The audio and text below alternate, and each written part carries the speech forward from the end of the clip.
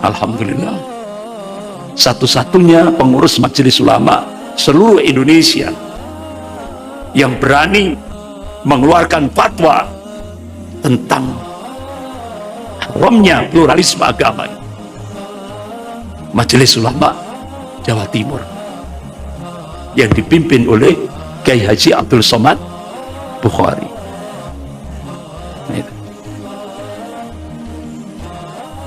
Diingatkan kembali, dikeluarkan fatwa itu, ya kan? Padahal Majelis Ulama Indonesia Pusat sudah mengeluarkan tentang haramnya pluralisme, sekularisme, liberalisme ini tahun 2005. Tapi ternyata semarak lagi. Yang menyemarakkan justru Menteri Agama. Padahal haram hukumnya. Haram hukumnya. Bahkan ditambahi dengan salamnya. Salam pluralisme agama. Astagfirullah.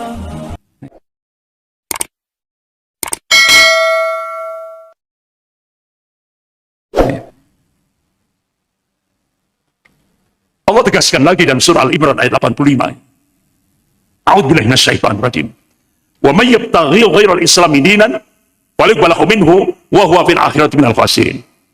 Barang siapa mencari din agama selain ad-dinul Islam, maka sekali lagi agama itu tidak akan diterima daripadanya. Wa huwa fil akhirati minal khasirin. Dan di akhirat nanti dia termasuk orang-orang yang khusrin, rugi di akhirat, tempatnya neraka jahanam. Ini penegasan yang masuk agama ini. Tidak boleh dianggap remeh. Kalau ada seorang muslim menganggap remeh masalah ini masalah akidah, bisa mengeluarkan dirinya dari ad-dinul haqin, dari ad-dinul Islam. Jadi kalau sudah masuk wilayah akidah itu hitam putih, tidak ada grey, tidak ada abu-abu, ya. Hitam putih, ya. Tapi beda kalau masuk wilayah muamalah. Islam itu rahmatan lil alamin, rahmat bagi seluruh alam. Kita disuruh berbuat baik kepada siapa saja tanpa pandang bulu. Kalau wilayah muamalah, Islam itu rahmatan lil alamin. Tapi kalau sudah masuk wilayah akidah, kita punya konsep lakum dinukum waliyadin. Bagimu agamamu, bagiku agamaku. Sekarang ini musim kebablas, toleransi yang hulu berlebihan. Nah, kok umat Islam diajari toleransi? Ya terlambat itu. Toleransi itu sudah jadi apa? Sudah jadi gaya hidup seorang muslim. Jadi kalau jangan ngajari toleransi pada umat Islam, itu pelecehan itu namanya. Ya, kan? Umat Islam itu umat yang paling toleransi. Ya. Bapak-bapak, ibu-ibu yang dirahmati Allah. Ketika kaum muslimin bangga dengan din agama ini, dia ati Allah wa ati Rasul, dia taat kepada Allah dan taat kepada Rasulnya, pasti mereka akan diberikan kemuliaan oleh Allah Subhanahu wa Ta'ala. Baik itu kemuliaan hidup di dunia maupun kemuliaan hidup nanti di yaumil akhir. Dan itu pasti. Ya. Jadi begitu juga ketika mahabbatullah, mahabbatul Rasul, mahabbatul jihad fisabilillah, ini benar-benar menjadi gaya hidup, mengalir di dalam tubuh kaum muslimin, pasti Allah akan jadikan mereka bisa menundukkan kekuatan kufar dan kemusyrikan di muka bumi. Itu. Sebagaimana Allah ingatkan dalam surah At-Taubah ayat 24 itu. A'udzubillahi minasyaitonir rajim. Kul, katakanlah, Kul in kana aba'ukum, katakanlah jika bapak-bapakmu, wa abna'ukum, dan anak-anakmu, wa ikhwanukum, dan saudara-saudaramu, wa azwajukum, dan istri-istrimu, wa asyiratukum, dan kaum keluargamu, wa amwal taraftumuha, dan harta yang kamu usahakan, wa tijaratun takhshawna kasadaha, dan harta perdagangan yang kamu khawatiri kerugiannya, wa masakin tardawnaha, dan rumah-rumah atau tempat tinggal yang kamu cintai, habba ilaikum minallahi wa rasulih wa jihadun fi sabilihi, adalah lebih kamu cintai daripada Allah, Rasul, dan jihad fi sabilillah, di jalan Allah. Fatarabbasu hatta ya'ti Allah bi amrih, maka tunggulah sampai Allah mendatangkan keputusannya. Wallahu la yahdil qaumal fasikin, dan Allah tidak memberi petunjuk kepada orang-orang yang fasik. Al-Imam Hasan Basri rahimahullah, ketika beliau menafsirkan fatarabbasu hatta ya'ti Allah bi amrih, itu maknanya tunggu sampai Allah menurunkan siksanya. Wallahu la yahdil qaumal fasikin, dan Allah tidak memberi petunjuk pada orang-orang yang fasik. Jadi surah At-Taubah ayat 24 ini Allah subhanahu wa ta'ala memberikan arahan mahabbatullah, mahabbatul rasul, mahabbatul jihad fisabilillah. Jadi kecintaan kepada Allah, kecintaan pada rasulnya, dan kecintaan pada al-jihad fisabilillah harus kita letakkan di atas segala-galanya. Baru kecintaan kita kepada orang tua kita, keluarga kita, harta kita, perdagangan kita, rumah-rumah kita. Itu. Ini yang diarahkan oleh Allah Subhanahu wa ta'ala. Bapak-bapak, ibu-ibu yang dirahmati Allah, kalau ini sudah menjadi budaya, gaya hidup hamba Allah, pasti Allah akan menjadikan sebagaimana dalam surah An-Nur ayat 55 itu. Allah akan berikan nasrullah, pertolongan, wa tamkin, kekuasaan yang bisa mendudukkan kekuatan kufar dan kemusyrikan di muka bumi ini. Sebaliknya, ketika kaum muslimin meremehkan urusan din, agama, maka Allah perhinakan, dan kita akan dijadikan menjadi umat yang paling lemah dan bangsa yang paling rendah, tidak punya izah. Itu. Ma'asyiral muslimin, bapak-bapak, ibu-ibu yang dirahmati Allah. Itu tadi motivasi yang diberikan oleh Allah dan Rasulnya. Ini waktunya sudah isya. Atau gini aja sudah. Skor adzan dulu, nanti saya tambah sedikit karena ini kekinian. Tentang fenomena wala kepada orang-orang kafir. Ini sekarang lagi tren di Indonesia. Kita skor dulu, adzan isya. Baru saya lanjutkan sedikit saja. Monggo silakan.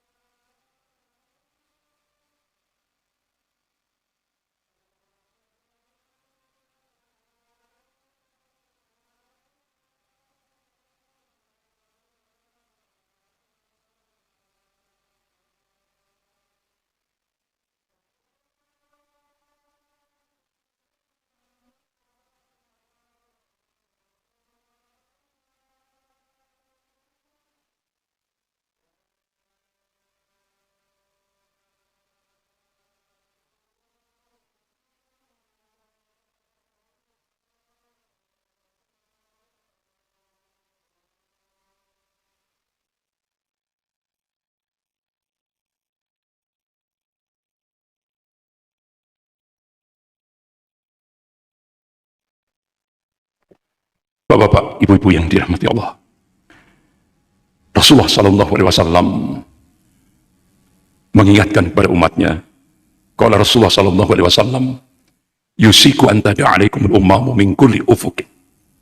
Hampir-hampir, kata Rasulullah, umat-umat kafir itu saling menyeru, mengajak-ngajak untuk menyerang kalian min kulli ufuqin, dari segenap arah, dari segenap penjuru. Kama tada'a al-akalatu ala qas'atiha. Kalian seperti makanan qas'atiha, di atas mangkok kecil yang jadi rebutan orang-orang yang lapar. Ini bahasa kinayah, kiasan, perumpamaan. Sahabat tanya, "Qulna ya Rasulullah, amin qillatin bina nahnu yawma idin." Wahai Rasulullah, apakah posisi kami pada saat itu minoritas? Apakah jumlah kami sedikit? La, tidak. Bala antum yawma idin kathir. Kalian mayoritas, jumlahmu banyak. Walakinakum kutha'un ka kuthaitai. Tapi kualitasmu seperti buih. Kualitas buih itu tidak punya prinsip, tidak punya jati diri, mudah diombang-ambingkan. Ya. Jadi hadis ini bukan justifikasi, bukan pembenaran. Ya. Tapi ini warning, peringatan dari Rasulullah. Kalau kualitas buih ini benar-benar sudah nampak di tengah-tengah kaum muslimin, Rasulullah memberikan peringatan yang cukup keras. Wala yantazi'anna Allah min suduri aduwakum al-mahabbata minkum. Sungguh, kata Rasulullah, Allah akan cabut rasa takut dari hati musuh-musuh kalian. Jadi rasa takutnya orang kafir itu dicabut oleh Allah. Wa yaqdhifanna Allah fi qulubikumul wahn. Dan Allah akan campakkan al-wahn itu di dalam hati-hati kalian. Ya Rasulullah, wa mal wahn? Apa yang dimaksud al-wahn? Qala hubbud dunya wa karahiyatul maut. Cinta dunia dan takut mati. Jadi kalau sudah penyakit terlalu cinta dunia, takut mati, takut resiko perjuangan, ini sudah menghiup di hati-hati kaum muslimin, saat itulah Allah akan cabut rasa takut dari hati orang-orang kafir. Sehingga akhirnya umat Islam yang mayoritas itu ya benar-benar seperti makanan di atas mangkok kecil yang jadi rebutan orang-orang yang lapar. Coba kita lihat sekarang ini. Memang kita sekarang dihadapkan oleh musibah pandemik, ya, ada virus corona, ya, dan ini benar-benar ujian, musibah. Tapi anehnya kok pas saat umat Islam punya ibadah-ibadah khusus, Ramadan, kemudian Idul Fitri, Idul Adha, dan ada apa itu, kalau mau menghadap Idul Fitri itu apa, kalau di Indonesia ini mudik silaturahim, nah itu ya kan, itu sudah jadi hal yang istilahnya sudah jadi budaya umat Islam. Tapi aneh ini Pak, kalau sudah menghadapi ritualnya umat Islam, ini virus ini benar-benar ganas sekali. Tapi begitu masuk di dalam perayaan Natal, Tahun Baru, Imlek, virusnya tengkurap semua. Nah ini aneh, ini aneh. Bahkan yang bisa sebagai pengaturnya ini orang kafir. Yang bisa ngatur ini orang kafir. Ya kan? Yang bisa mengendalikan ini orang kafir. Ya kan? Ayo. Masjid hati-hati. Ya. Jadi masjid malah dijadikan momok, tempat yang paling menyeramkan. Jadi seperti masjid itu sekarang diperlakukan seperti monster yang sangat menakutkan. Ya kan? Bahkan sampai-sampai setelah tokoh kafir ini memberikan kebijakan, langsung Menteri Agama buat edaran. Ya kan? Menteri Agama buat edaran. Umat Islam tidak boleh beribadah ke masjid.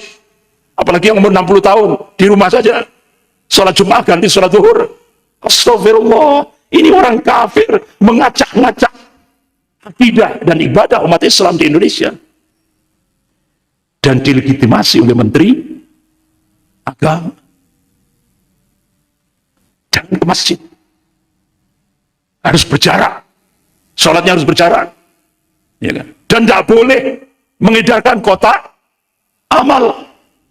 Astagfirullah. Tidak boleh mengedarkan kotak amal. Sholatnya harus berjarak. Masjid itu tempat yang menakutkan, yang harus dijauhi. Karena masjid itu monster. Sangat menakutkan.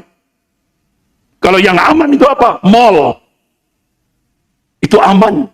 Pasar aman. Diskotik aman. Tempat yang aman. Ya kan? Jadi kita dipaksa oleh orang kafir untuk menjauhi rumah Allah. Dan akhirnya dilegitimasi oleh Menteri Agama. Dibuat surat edaran. Astagfirullah. Ini fenomena wala, ketaatan pada orang-orang kafir sudah mulai jadi tren di Indonesia. Ikra, ikra, ikra, baca, baca, baca. Bahkan yang dimunculkan ini omnya ini Pak. Omnya corona. Omnya. Ya. Jadi omnya ini. Sebentar lagi uminya. Ibunya corona. Jadi bisa dikendalikan oleh orang kafir ini. Tokoh kafir ini. Ya kan? Padahal menurut mantan Menteri Kesehatan Profesor Siti Fadila Supari, nah kalau sudah corona ini sudah selesai, ini imunnya itu sudah semakin kuat. Jadi tidak perlu takut lagi, baik itu maupun uminya, omikron maupun umikron. Nah, itu tidak perlu takut. Jadi kita ditakut-takuti oleh orang-orang kafir. Ini satu-satunya yang paling berani melakukan perlawanan ini Sultan Hamengkubuwono ke-10. Jangan takuti masyarakat, jangan takuti rakyat. Ini berani ini Pak Sultan Hamengkubuwono ini. Sementara pejabat-pejabat Muslim semua tiarap semuanya. Sami'na wa ata'na. Astagfirullah. Jadi bapak-bapak, ibu-ibu yang dirahmati Allah, ayo kita kembali back to mosque, ya, back to masjid.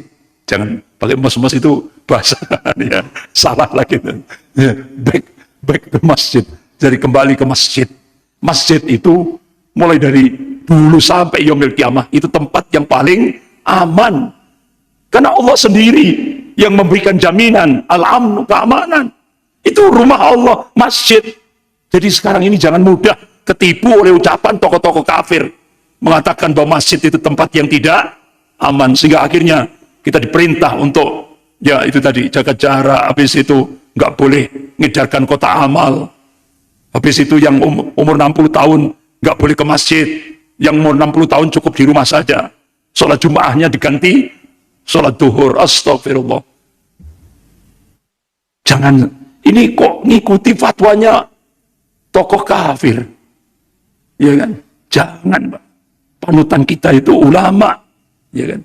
Panutan kita itu di Indonesia ini ulama. Ikuti ulama, jangan orang kafir. Nah sekarang orang kafir diikuti, bahkan dilegitimasi lagi, ya kan? Astagfirullah. Saya kira itu tadi penegasan. Wala kita wajib kita berikan hanya kepada Allah, Rasul dan orang mukmin saja, titik. Nah sekarang ini tren memberikan wala kepada orang kafir. Ini benar-benar sangat bertentangan dengan adin agama kita ini. Saya kira gitu, Bapak-bapak, Ibu yang dirahmati Allah. Mudah-mudahan apa yang kita bahas pada malam hari ini menjadi bahan perenungan kita, sehingga benar-benar kita kembali kepada apa yang sudah ditetapkan oleh Allah dan Rasulnya, dan kita tidak boleh lemah, tidak boleh pesimis, ya, tidak boleh sedih. Nah, karena kita ini, kalau kita mengaku beriman kepada Allah, insya Allah Allah akan berikan al-izzah, kemuliaan, fid dunya wal akhirah. Sekian, lebih kurangnya saya mohon maaf yang sebesar-besarnya. Astaghfirullahaladzim. Subhanakallahumma wa bihamdik. Asyhadu an la ilaha illa anta astaghfiruka wa atubu ilaik. Wabillahi taufiq wal hidayah. Wassalamualaikum warahmatullahi wabarakatuh.